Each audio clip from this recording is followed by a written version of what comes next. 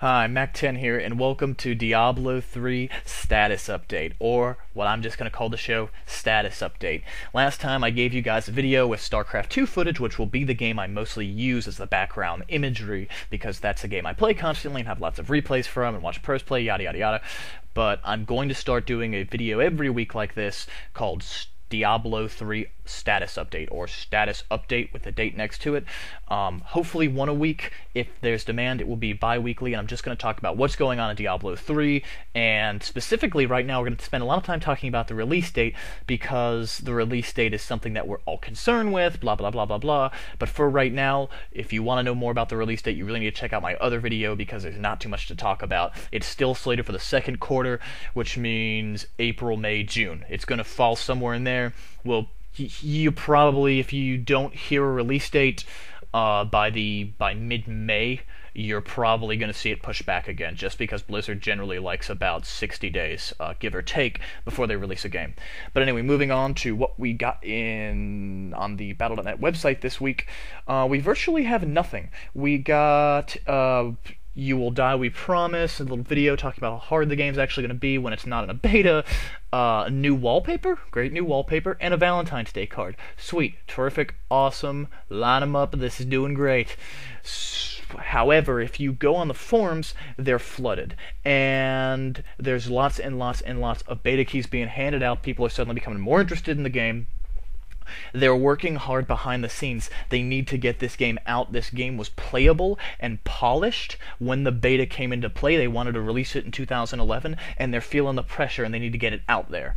So, next thing I want to talk about is the fact that they're trying to promote websites that favor Blizzard in an extreme light. And I'm not talking about like Blizzard. Like, I like Blizzard. I don't just like Blizzard. I love Blizzard. I love Blizzard games. But Blizzard probably doesn't like me if they were to discover me, if they know about me. I mean, I'm kind of low-key, not many people know about me, but if they did, then they probably wouldn't like me because I talk about things that they don't want people talking about, blah, blah, blah, etc., etc.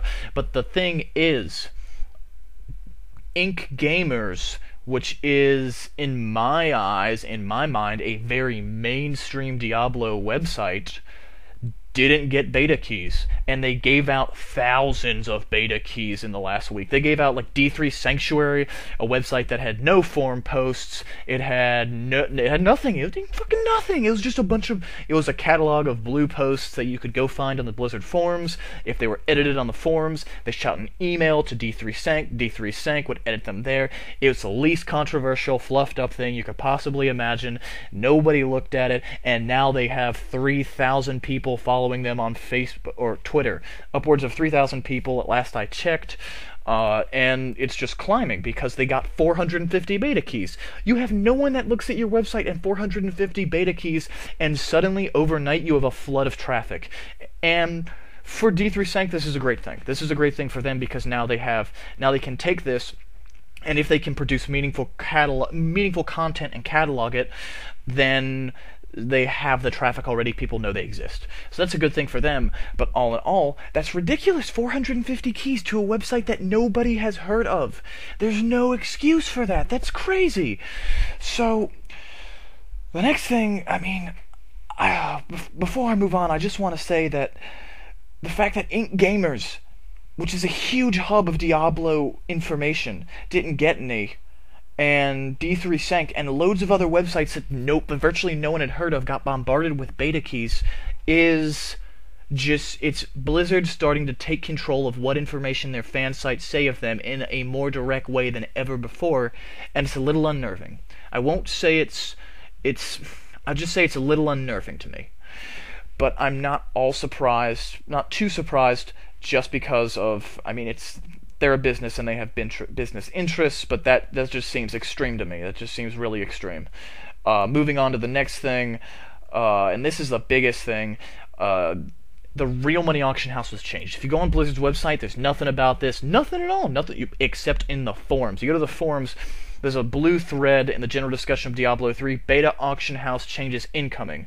This is huge. They took away a listing fee. You no longer risk money when you put a Diablo auction up there. The only thing you're risking is time.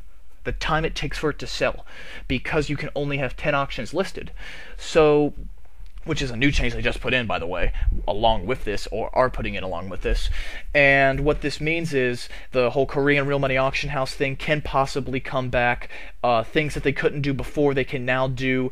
Legally, this is you can't consider it a game. You can't consider it gambling. There's no more gamble. You're not risking any money at all by putting anything on the auction house.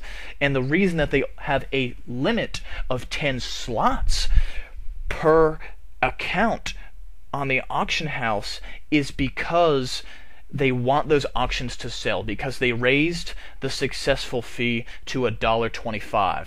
So the total amount of money has gone from about 85 cents to $1.25, which is a big jump, but it's good because now you can put things on the auction house and you aren't risking money. So I think that overall, even though this change is a lot of money, everything's really straightforward about it, and it's no longer considered gambling, and we don't risk money by putting things on the auction house. But anyway, that's all I got for you for today. Thanks for watching. You can follow me at Twitter at MacX10, MACKXTEN. Questions, comments, complaints, concerns, leave me my YouTube channel. I'd appreciate it, and hopefully I'll be on the air next week. Thanks again.